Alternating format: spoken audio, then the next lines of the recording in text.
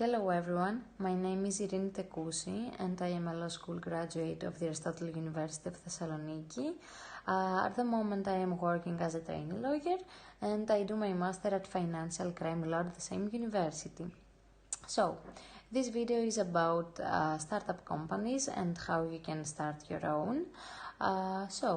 The first and most important thing you should have in order to create your own startup is to have a very unique and innovative idea. Innovation and technology are very significant.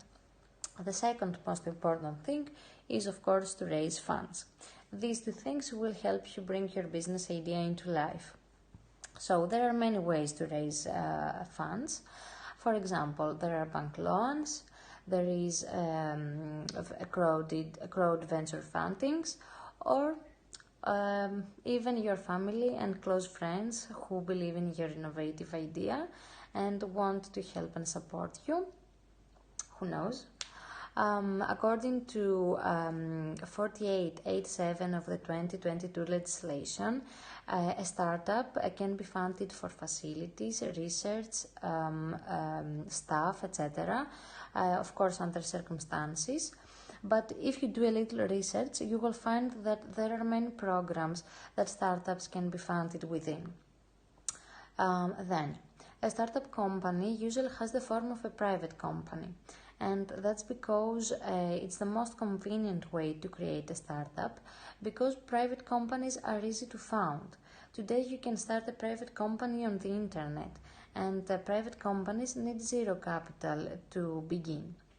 Moreover, to start a startup in Greece, you must also register at the Greek National Startup Registry, which is the official record of startups in Greece, and support them with benefits, and which supports them with benefits such as helping them attract investors from Greece and all over the world.